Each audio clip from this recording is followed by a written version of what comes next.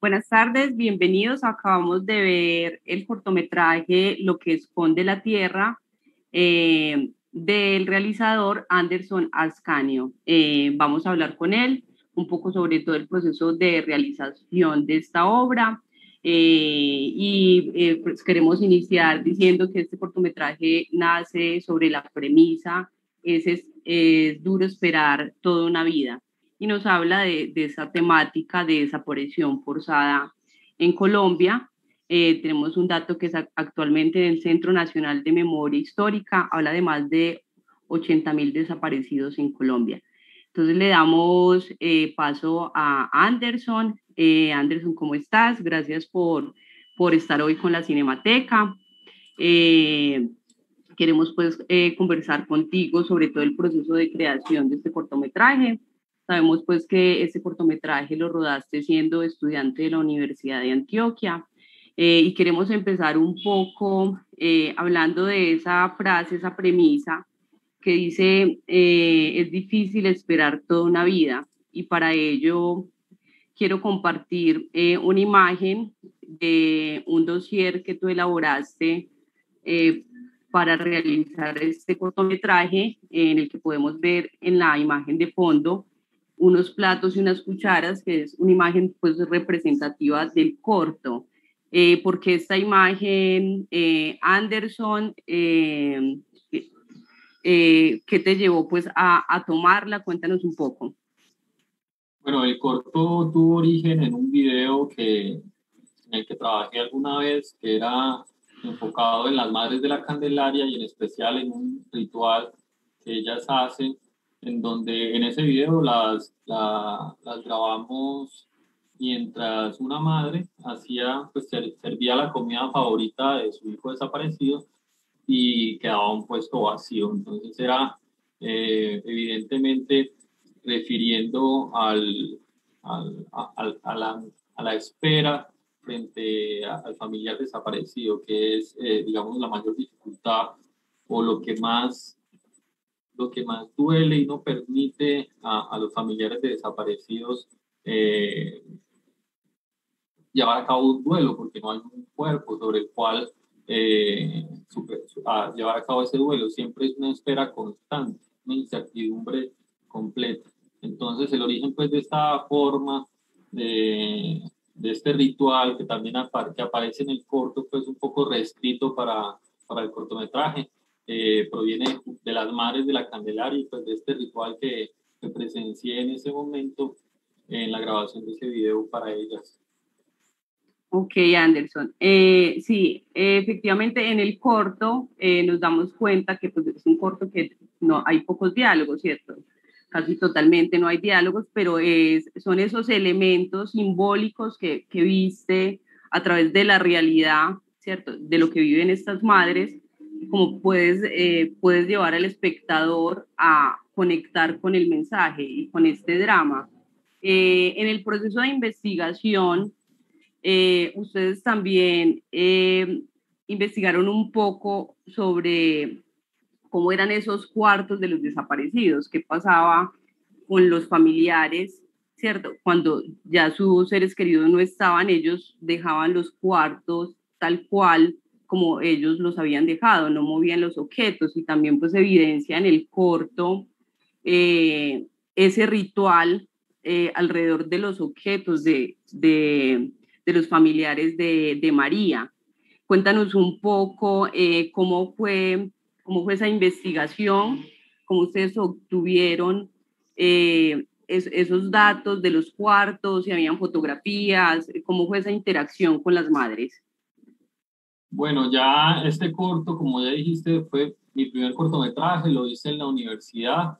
Los tiempos son muy estrechos, eran 4 meses pues para hacerlo y ya habían pasado varios años desde la grabación de ese video, pero retomé el contacto con Teresita Gaviria, que es la líder de las Madres de la Candelaria, y ella muy amablemente me conectó pues con estas mujeres y tuve la oportunidad pues de hablar con algunas de ellas e ir a algunas casas, como hablar sobre esto, hablar sobre lo que yo quería proponerles, sobre lo que se quería retratar y asimismo ellas también retroalimentaban, digamos, esas intenciones que yo tenía, porque finalmente pues yo no conocía a profundidad pues lo que implicaba pues lo que quería retratar. Tenía un origen de la idea, una escena muy impactante que había visto, pero pues para llevar a cabo el cortometraje hay que ahondar mucho más, y en eso me ayudaron muchísimo las Madres de la Candelaria, pues a través de Teresita Gaviria,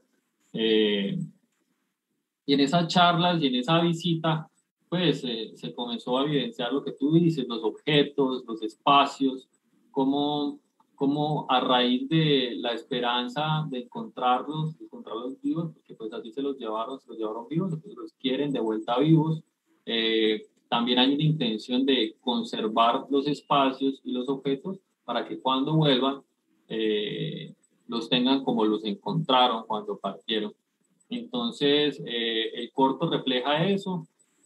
Como te dije, digamos que yo hablo con las Madres de la Candelaria y todo tiene como origen a las Madres de la Candelaria, pero hay ciertas, no es una imitación, o digamos no es una copia exacta de lo que se observa o de lo que vi. Simplemente lo adapté también hacia unos intereses audiovisuales, pues, porque ya cuando dices vamos a hacer un cortometraje, tienes que empezar a entablar qué quieres contar, cómo vas a comunicar más efectivamente lo que quieres decir. No es simplemente una transmisión de información, no es simplemente decir esto es lo que pasa, sino el cómo lo vas a hacer, qué figura y qué elementos de lenguaje y de lo que me atañe a mí, pues, que es la parte audiovisual, iba a utilizar. Entonces, sí tiene todos esos elementos de la madre, y ya luego en un trabajo, pues,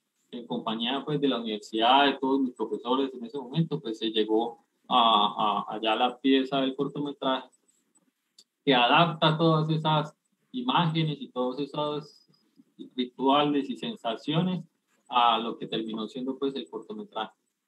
Ok, Anderson.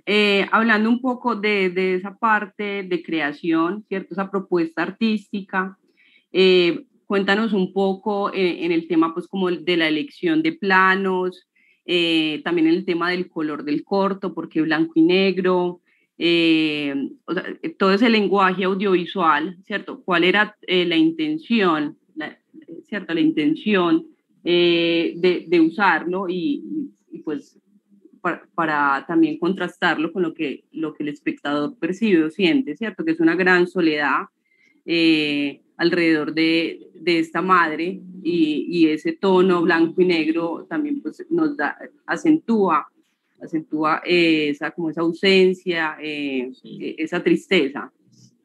Bueno, ahí ya parte de que principalmente mi interés o el interés también surge por una especie de identificación o de conexión frente a las sensaciones y ese sentimiento de ausencia y de soledad, de abandono, del tiempo que pasa, es algo que me había interesado. Entonces, partiendo de eso, digamos que tomé la historia para retratar eso, pero obviamente también hay una responsabilidad frente al tomar, digamos, las historias de otros, ¿no? Entonces, a partir de mis propios intereses, pues, y de ciertos elementos que yo sabía que tenía que respetar, pues, en este caso, las Madres de la Candelaria y del conflicto social que quería retratar, pues ya ahí sí empecé a pensar en esos elementos para retratarlo. En cuanto al montaje o el color, digamos que el centro de todo gira alrededor de la ambigüedad, ¿no? Eh,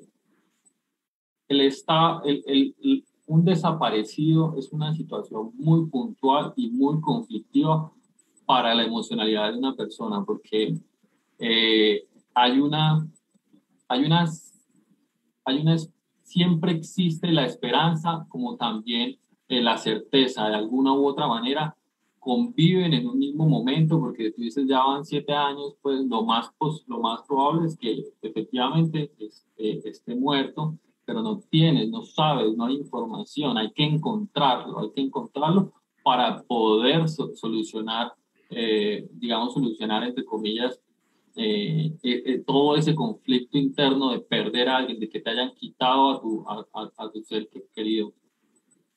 Y alrededor de todo eso gira el juego de color un poco, porque finalmente la transición de color y la progresión de las imágenes de alguna u otra forma nos hablan de la ausencia de este personaje y luego después de la compañía, pues de alguna u otra manera. Y ese encontrar a su ser querido también implica una certeza de que efectivamente está muerto, pero una tranquilidad. Entonces hay un juego muy amplio de emociones que giran en torno a esta situación puntual. Y el hecho, por ejemplo, de encontrar un cuerpo que en muchos casos podría ser negativo, pues se quiso resaltar un poco el punto de vista desde las Madres de la Candelaria, en donde realmente es una alegría que encuentres a tu ser querido, a ti se ha muerto, de alguna u otra forma esto da una tranquilidad y es saber qué pasó, saber qué fue lo que sucedió. Entonces, de alguna forma el color hace referencia a eso, a que ha encontrado a quien estaba buscando, ¿no? Dentro de lo difícil que puede ser el hecho de saber y reconocer que justamente está muerto. Entonces, gira en torno a eso y digamos que todo es alrededor de la ausencia y esa ambigüedad o ambivalencia de la situación particular de la desaparición forzada. Ok, Anderson. Sí, en el cortometraje hay un momento en el que llega un militar eh, y luego esta mujer, pues, que empuña una hoja, algo en la mano, se dirige otra vez, pues, como a hacer su cena y ya ella no pone 3 platos, sino 2 puestos. Entonces eso lo que nos da a entender es que ya tuvo razón de uno de sus seres queridos, ¿cierto? O sea, Sí, ya a él no lo espera, ¿cierto? Es como esa intención dentro de esa intención del mensaje. sí digamos que ahí parte otra vez del ritual, ¿no? En donde justamente es una espera constante, reiterativa frente a él estaba vivo cuando salió de casa, tiene que volver. Entonces, o me lo traen vivo, lo esperamos vivo, pero pues finalmente el, el, la mayoría pues los encuentran muertos. Pero el encontrarlo también implica un cierre, ¿no? Un Sí. cierre de un ciclo, ¿no? Y pues a eso hace referencia un poco lo del plato. Ok, ahora cuéntanos un poquito el nombre. El nombre, ¿por qué elegiste el nombre Lo que esconde la tierra? En esa, ahí la palabra fundamental para mí es tierra, ¿no? O sea, yo lo pensé mucho y finalmente lo dejé así, lo que esconde la tierra, porque realmente tierra no apela simplemente al hecho físico de la tierra física que cubre un cuerpo y lo esconde, sino también a la tierra a la que pertenecemos, la tierra que se labra y de alguna forma a lo que somos, a nuestra identidad, cuando hablamos de cuál es nuestra tierra a la que pertenecemos. Entonces, de alguna u otra forma, no es simplemente la tierra física la que esconde un cuerpo, sino una sociedad entera, una cultura entera, la que a veces se hace los oídos sordos y ciegos frente a una dificultad enorme y frente a un problema inmenso que es la de la desaparición forzada. Entonces, no es solamente ese ocultar físico de la tierra, sino que la tierra somos todos, de alguna u otra forma, somos todos los que estamos en ella y no podemos quedarnos quietos, simplemente decir, ah, bueno, y ya, sino que de alguna u otra forma tenemos que responder y por lo menos tener conciencia de qué es lo que ha sucedido, qué es lo que ha ocurrido, para no seguir tapando pues todo y hacer como si nada pasara, porque sí, hay que Okay, reconocer. esa escena casi final donde María está con una pala escarbando la tierra, ¿cierto? Después de haber recibido, pues como esta noticia, ¿cierto? De una forma implícita sobre sus seres queridos o uno de sus seres queridos, que luego nos damos cuenta que solo hay un plato. También nos da un poco como a entender, o al menos a mí como espectadora, todo ese tema de fosas comunes, ¿cierto? Y que muchos cuerpos desaparecidos luego los encuentran en ellos. De pronto mi asociación estaba relacionada sobre a esa palabra, lo que esconde la tierra. Pero ya tú haces pues como otra lectura, igual también esa es la intención de una pieza de arte, que pues dependiendo pues del espectador, también hay una lectura, pues, pero también hay un contexto, ¿cierto? Entonces, dentro del contexto de la violencia en Colombia, también se puede leer desde ese tema de fosas comunes. Cuéntanos un poquito, Anderson, sobre esa construcción, esa tridimensionalidad de los personajes. En el dossier, pues me di cuenta que ustedes, aunque los personajes que no se muestran, que son el hijo y el padre, pues no sabemos nada de ellos, pues ustedes le hicieron una tridimensionalidad antes, ¿cierto? Una tridimensionalidad de su pasado. Cuéntanos un poco cómo fue ese proceso de crear esa tridimensionalidad. De pronto si hubo ahí mucha ficción o pues coger un poco los procesos de los campesinos, de sus estructuras, ¿cierto? Porque nos damos cuenta que el hijo y el padre pues los asocias con que no tienen educación, pues, pero eso es lo que está detrás de lo que no se ve pues en el corto. Un poco cuéntanos esa construcción. Esa construcción se hace solamente para el proceso de rodaje. Digamos que de alguna u otra manera uno lo que termina es teniendo un conocimiento muy sólido frente a lo que va a retratar, pero el retrato como tal tiene ese carácter, tiene un carácter ambiguo, yo le llamo ambiguo, pero implica es la capacidad de interpretación de cada uno de los espectadores frente a sus propias identidades y sus propios contextos. Entonces uno como realizador lo tiene que tener muy claro, pero sin que esto llegue a la literalidad de la obra, pues que no me interesa, sino que tenga cierto margen de ambigüedad, no que sea completamente abstracto, porque si no, no se entiende nada, sino un marco de interpretación, en donde uno siembra unas cosas muy claras, como el hecho de la desaparición, como el hecho de una madre solitaria, que eso todo el mundo lo debe averiguar, pero más allá de eso, hay otros elementos como lo que el contexto que se plantea alrededor de la historia principal o los elementos que se pueden ir observando por ahí, que dan pie a ya generar esas interpretaciones individuales. En el caso de estos personajes, como te digo, para uno como realizador es muy necesario conocerlos puntualmente, y se hizo un trabajo primero partiendo de documentación, es decir, sabíamos que íbamos a grabar en Carmen del Viboral, entonces yo quise saber qué pasó en Carmen del Viboral frente a esta temática. ¿Qué hechos históricos pues, sucedieron allá para entender un poco cómo se podrían desarrollar estos personajes, teniendo en cuenta ese contexto y ese carácter, digámoslo, documental que podría tener, documental entre comillas, que podría tener el cortometraje?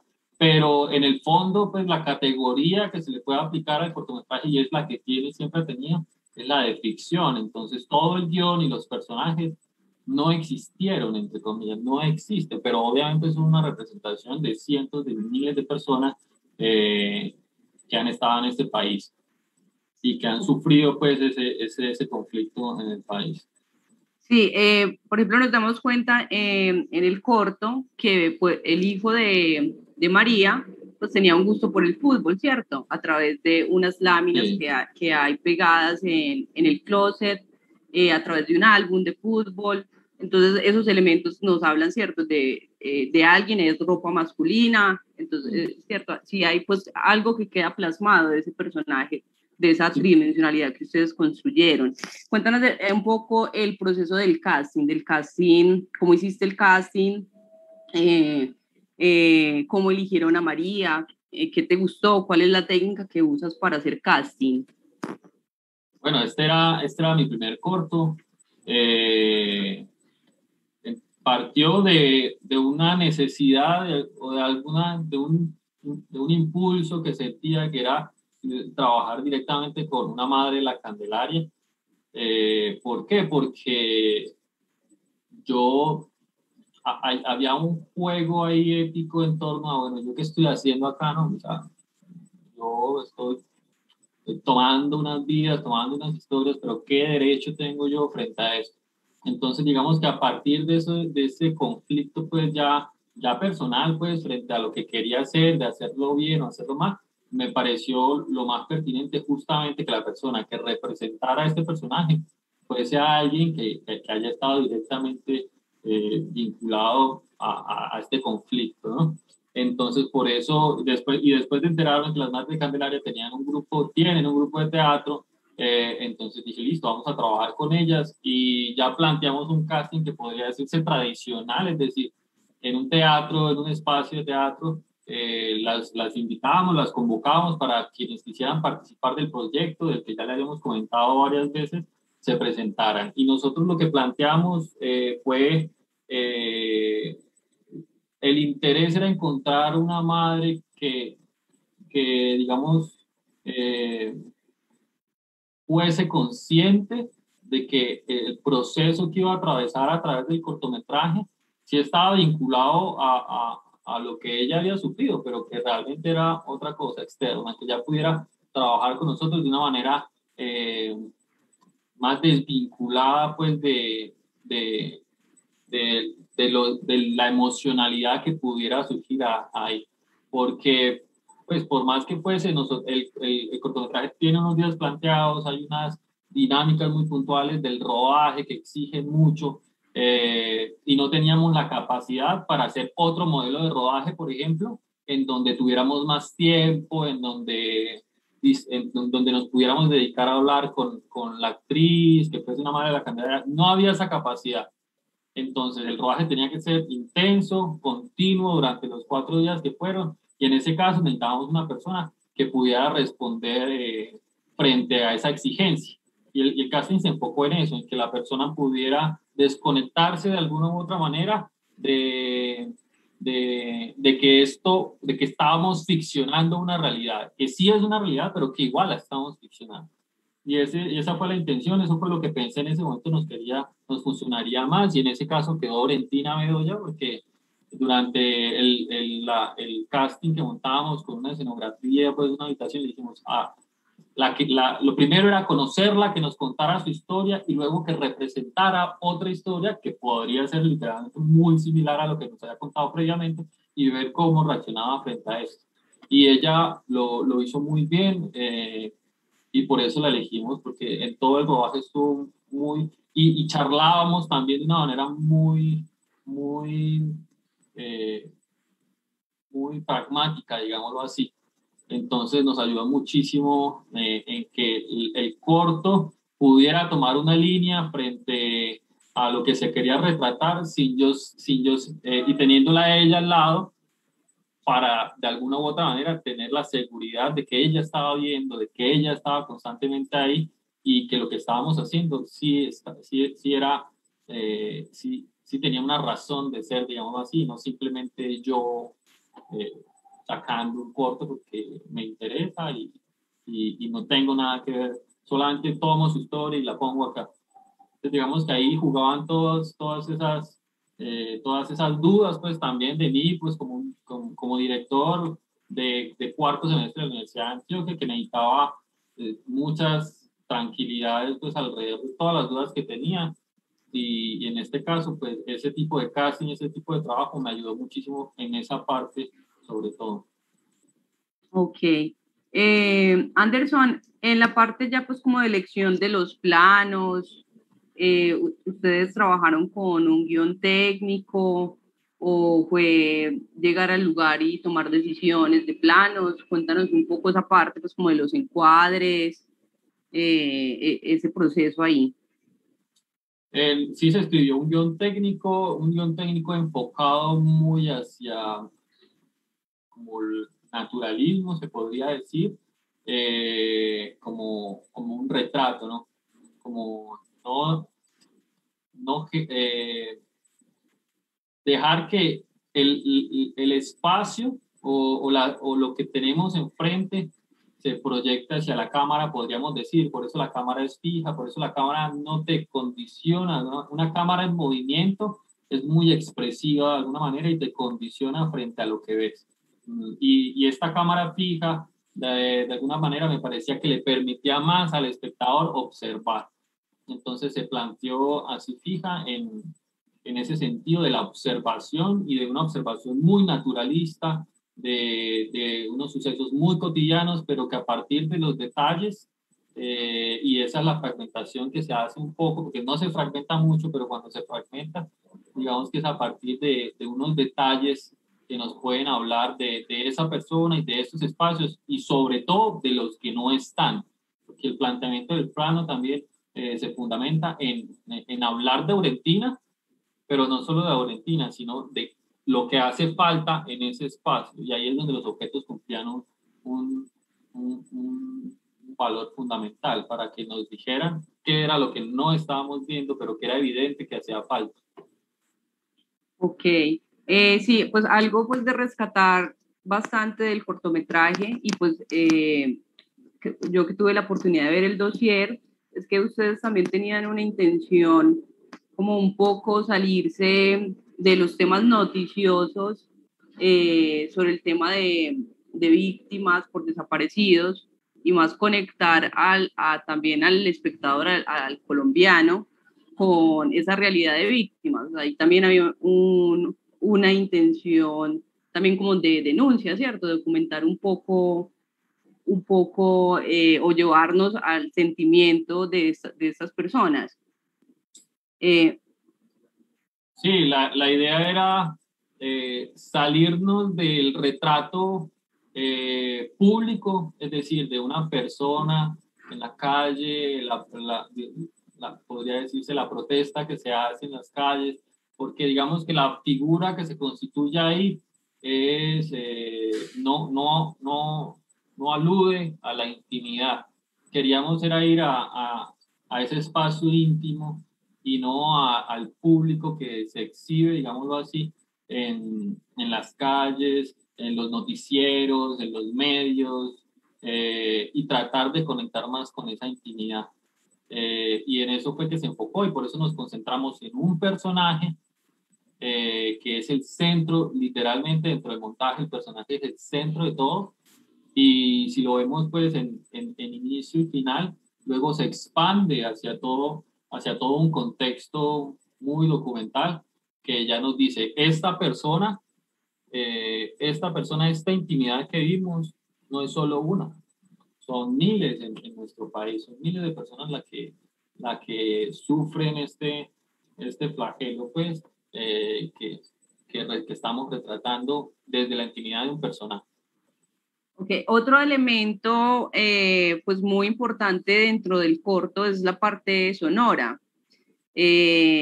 Cuéntanos un poco cómo fue ese proceso, ese montaje, porque pues se convierte también en un personaje, el sonido es como un material, cierto, de archivo como de noticias que nos está narrando la realidad de un país. Sí. Entonces que como espectador vas como conectando el drama con lo que también pasa como a diario, ¿cierto? Esos hechos noticiosos. Sí. Cuéntanos un poco cómo fue ese proceso. Bueno, el cortometraje fue un proceso académico, es un corto que me enseñó muchísimo, no solo desde la parte técnica y desde audiovisual, sino también desde una vinculación frente a un contexto, ¿no? Frente a una sociedad a la que pertenece uno y de alguna manera las responsabilidades que tenemos frente a ella, pero también que también somos individuos y hay que jugar con eso y nuestros intereses, digámoslo de alguna manera. Entonces, El tema sonoro. Sí. Entonces, digamos que en un principio el cortometraje era solo la parte central, no tenía la parte de contexto, porque partió de la individualidad del personaje, pero después se quiso hacer un puente con que, bueno, no es solo una persona, son miles de personas. Entonces ahí ya entró una segunda etapa, pues, de corto, en la que se construyó toda la parte de contexto, que sobre todo está muy apoyada por la parte de sonido. Y esa segunda parte adquirió un carácter muy documental. A partir de señal memoria, como de los archivos de audio que rescata señal memoria en su página, del archivo de audio también de Caracol Radio, y sobre todo esos dos, se construyó todo este contexto que finalmente son archivos documentales, son emisiones de radio que ocurrieron. Igual la central del corto, donde ya está en la cocina, lo que se escucha también es un archivo documental. Y todo eso construye y conecta un poco ese carácter realista, ese carácter realista se lo otorga al corto, porque tampoco es un poco raro para mí siempre hablar de un cortometraje de ficción cuando hablo de este corto, porque bueno, ¿dónde está la ficción? Pues, o sea, hay una puesta en escena, pero más allá de ese tecnicismo, pues esto es una realidad, ¿no? Entonces, digamos que toda esa parte documental carga mucho más ese rasgo de que esto es la realidad, esto no es un corto, pues esto no es ficción, esto es la realidad y esto pasa a diario. Y esa fue la labor, pues, de todo ese archivo documental. Ok. Y cuéntanos un poco, pues ahorita queremos que nos cuentes un poco de tus nuevos proyectos, pero cuéntanos un poco, pues siendo estudiantes, cómo fue ese tema de financiación y luego de distribución, porque pues el corto ha estado en bastantes festivales y pues me imagino que ha sido, fue también como ese proceso como estudiante, el tema de distribución. Pero primero financiación, ¿cómo fue ese tema de financiación? ¿Cuánto ustedes pudieron recaudar? ¿Cómo lo recaudaron? Sí, al salir de la universidad me di cuenta que la universidad y el entorno académico, pues, del pregrado en comunicación audiovisual da muchas ventajas y beneficios. ¿En qué sentido? En que técnicamente, por ejemplo, con luces, cámaras y el acompañamiento de los profesores, asesorías, todo eso es muy valioso, e incluso con apoyo económico la universidad nos brindó a partir de diferentes dependencias, o sea, en efectivo en realidad como 600.000 pesos. Pero pues en nuestro caso, donde de alguna u otra manera éramos estudiantes, estábamos subsidiados por nuestra familia en el mejor de los casos, en los que no, pues trabajaban, pero de alguna u otra manera hay una exigencia académica que te pide presentar esto, entonces hay una gran disposición del equipo de trabajo y ya lo que tenemos que solventar como producción es equipos, cámara, luces y todo eso, en lo que nos ayuda la universidad y gastos de viáticos. Ya los compañeros lo que nos brindan es su tiempo, lo cual es muy valioso. Gran parte de los gastos de una producción son eso, tiempo de la gente, y en este caso lo teníamos. Entonces, por eso realmente no gastamos tanto dinero, pero esto es un entorno académico y digamos que gracias a eso se desarrolló, aparte de la colaboración, pues, de Emotion, que es una empresa que nos brindó apoyo con equipo también, y que por eso logramos como escalar un poquito más dentro de la calidad técnica del corto. Ok.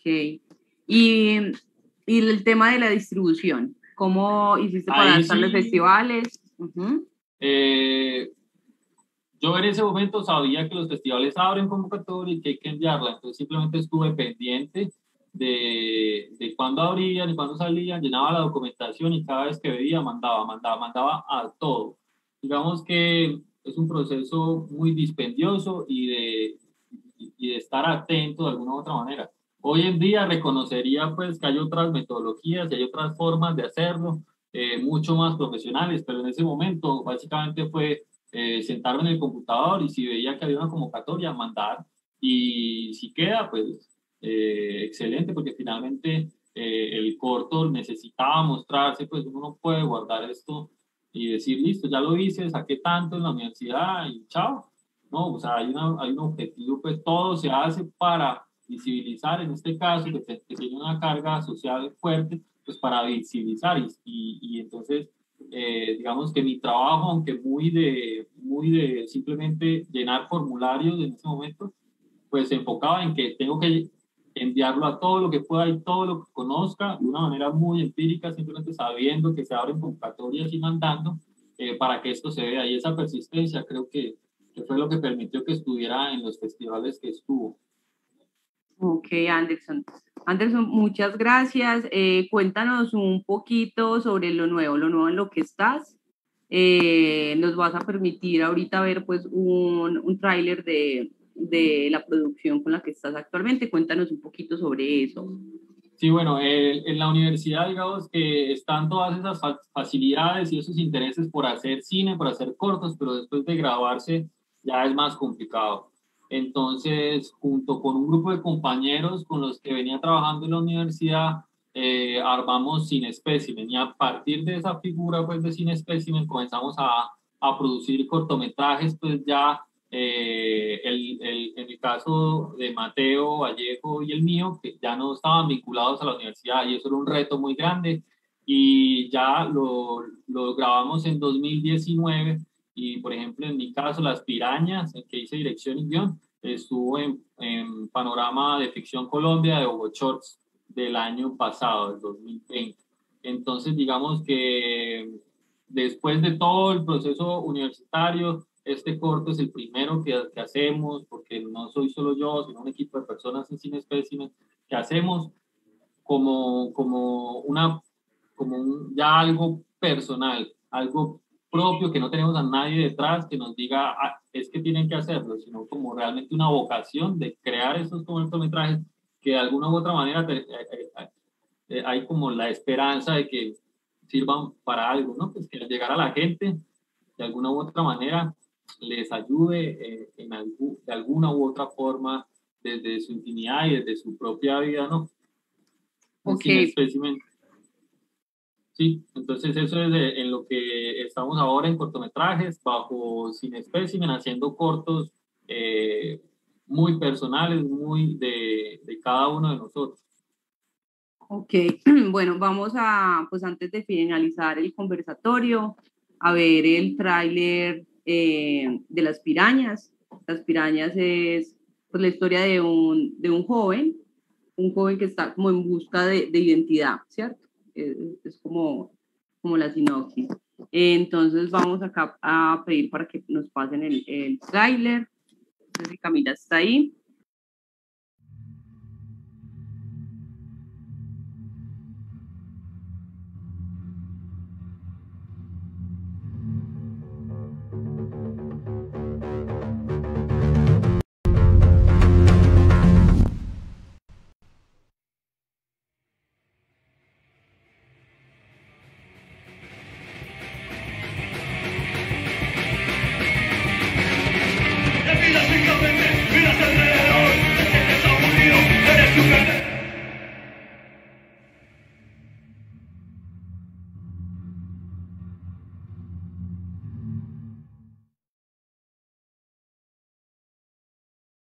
Anderson, pues no, quedamos muy antojados de vernos Las Pirañas, estaremos como muy atentos, cuéntanos de pronto en qué página podemos seguir todo este proceso de promoción, de distribución de tu nuevo cortometraje.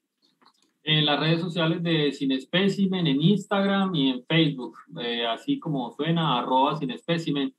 Y agradecer pues a la Cinemateca porque estos espacios, como te decía ahorita, la finalidad y el objetivo de estas piezas, de los cortos, es decir algo, es expresar algo y eso es posible pues finalmente si hay ventanas de exhibición.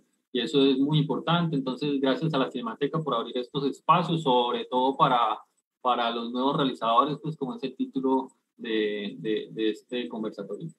Muchas gracias, Anderson. Entonces, no esperamos volverte a tener por acá próximamente y con tus nuevas producciones. Dale, muchas gracias. Bueno, gracias a todos por conectarse. Los invitamos a que se sigan conectando los próximos. Cada mes tenemos esta actividad, los cinco de cada mes, los miércoles, los 5 de cada mes. Entonces, los esperamos para que hablemos con otros realizadores y destaquemos ese talento local. Gracias, chao.